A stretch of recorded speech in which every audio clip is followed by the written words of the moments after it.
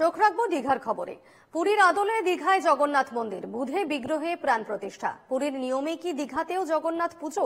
দীঘার মন্দিরে আচার উপাচারেও কি পুরীর নিয়ম? বুধে কি পুরীর নিয়মেই জগন্নাথ আরাধনা? একটি বিশেষ প্রতিবেদন দেখুন। পুরীর জগন্নাথ দেব হলেন ভগবান বিষ্ণুর এক রূপ। অবন্তীর সোম বংশের রাজা ইন্দ্রদ্যুম্ন পুরীতে জগন্নাথের প্রধান মন্দির নির্মাণ করেন। আনুমানিক 1161 খ্রিস্টাব্দে পুরীর জগন্নাথ মন্দির প্রতিষ্ঠা হয়। উত্তর দিকের দরজাটি হস্তিদ্বার, দক্ষিণে অশ্বদ্বার, পূর্বে সিংহদ্বার ও পশ্চিমে ব্যাঘ্রদ্বার। মন্দিরের 7টি গোপন কক্ষ হল রত্নভাণ্ডার। 34 বছর আগে 3 ঘরের তালা খুলতে সক্ষম হলেও বাকি ঘরগুলিতে কি আছে তা আজও রহস্যই। সেই পুরীর জগন্নাথ দেবের মন্দিরের আদলেই দীঘায় স্থাপন হল জগন্নাথ মন্দির। যদিও সরকারিভাবে এটি জগন্নাথ ধাম সংস্কৃতি কেন্দ্র। হিন্দু রীতিনীতি মেনেই শুরু হয়েছে মন্দির উদ্বোধন। 3 কোটি দেবতাকে দীঘায় আহ্বান জানাতে বিশেষ মন্ত্রোচ্চারণের ব্যবস্থা। রবিবার বিকেল 5টা 30 মিনিটে পুরীর নিয়মেই দীঘায় জগন্নাথ দেবের প্রাণ প্রতিষ্ঠার আচার অনুষ্ঠান শুরু হল। জগন্নাথ দেবের মূল মন্দিরের সামনে হোমযজ্ঞ করার জন্য তৈরি অস্থায়ী 8চালা ঘর। সেখানে দুবেলা পুজো ও হোমযজ্ঞ চলছে। পুরীর মন্দির থেকে 57 জন জগন্নাথ দেবের সেবক ও ইসকন থেকে 17 জন সাধু আছেন দীঘায়।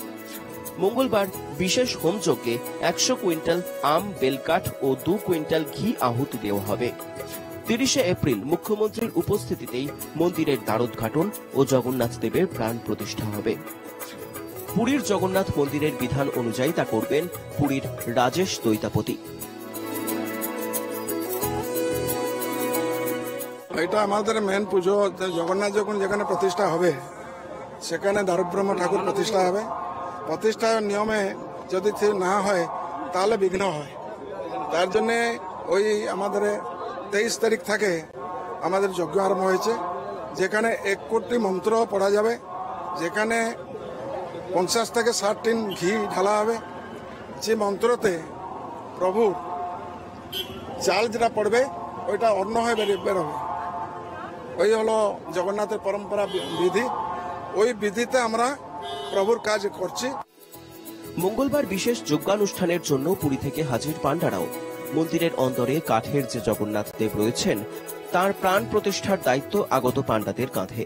অন্যদিকে পাথরের যে জগন্নাথ দেব ও রাধাকৃষ্ণ বিগ্রহ রয়েছে সেটিতে প্রাণ প্রতিষ্ঠা করবে ইসকন। মঙ্গলবার যজ্ঞ শেষে সন্ধে নাগাদ ফুলে সাজানো বিছানায় শয়ন দেওয়া হবে জগন্নাথ দেবকে।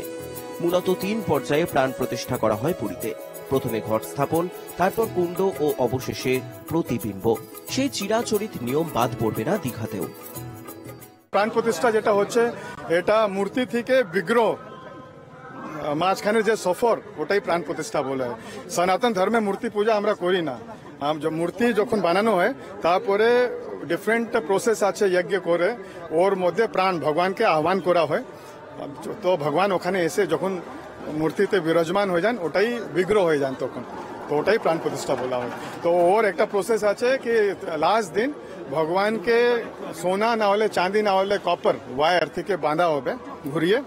তারপরে ওই ওয়ার যে পুরোহিত যজ্ঞ কুণ্ডে বসে থাকবেন ওনার কোমরে বাঁধা হবে। তারপরে উনি যজ্ঞ করবেন। আর কুম্ভ স্থাপনা হয়, তারপরে কুণ্ড স্থাপনা হয়, তারপরে কুণ্ড থেকে প্রতিবিম্ব ভগবানের প্রাণ প্রতিষ্ঠাটা হবে। মন্দিরের আদলেও অনেকটা মানা হয়েছে পুরীর মন্দিরের রূপ। দীঘার জগন্নাথ মন্দির রাজস্থানের গোলাপি বেলে পাথর দিয়ে তৈরি। মন্দিরের প্রধান দ্বার দিয়ে ভিতরে প্রবেশ করলেই প্রথমে পড়বে 3টি দীপ স্তম্ভ। পুরীর মতো দীঘার মূল মন্দিরে প্রবেশের জন্য রয়েছে 4টি দ্বার। একইভাবে দীঘার জগন্নাথ মন্দিরের সিংহদ্বার বা মন্দিরের প্রবেশ দ্বারের সামনে রয়েছে কালো রঙের অরুণ স্তম্ভ। দীঘার জগন্নাথ মন্দিরের প্রবেশ দ্বারের সামনে কালো পাথরে তৈরি 34 ফুট লম্বা 18 মুখী অরুণ স্তম্ভ। স্তম্ভের মাথায় রয়েছে অরুণা মূর্তি। অরুণ স্তম্ভের সামনের সিংহদ্বারে ঢুকলেই পুরীর মতোই সোজাসুজি জগন্নাথের মূর্তি দেখতে পাওয়া যাবে। পূর্ব দিকের মন্দিরের প্রধান প্রবেশদ্বার বা সিংহদ্বারের বিপরীতে থাকছে ব্যাঘ্রদ্বার, উত্তরে হস্তিদ্বার আর দক্ষিণে অশ্বদ্বার। দীঘার মন্দিরের প্রথমে রয়েছে ভোগ মণ্ডপ, তারপরে রয়েছে 16টি স্তম্ভের উপরে নাট মন্দির। নাট মন্দিরের পরে 4টি স্তম্ভের উপরে দাঁড়িয়ে রয়েছে জগমোহন। জগমোহনের পরে গর্ভগৃহ বা মূল মন্দির, সেখানে সিংহাসনে থাকবে জগন্নাথ, বলরাম ও সুভদ্রার মূর্তি। ভোগ মণ্ডপ ও নাট মন্দিরের মাঝে রয়েছে গরুর স্তম্ভ। নাট মন্দিরের দেওয়ালে রয়েছে কালো পাথরে তৈরি ছোট ছোট দশাবতার মূর্তি। পুরীর মতো প্রতিদিন মন্দিরের চূড়ায় ধ্বজ পরিবর্তন করা হবে নিয়ম মেনে, আর এই কাজ করবেন পুরীর মন্দির থেকে আসা দক্ষ লোকেরাই। Bureau report, NKTV Bangla.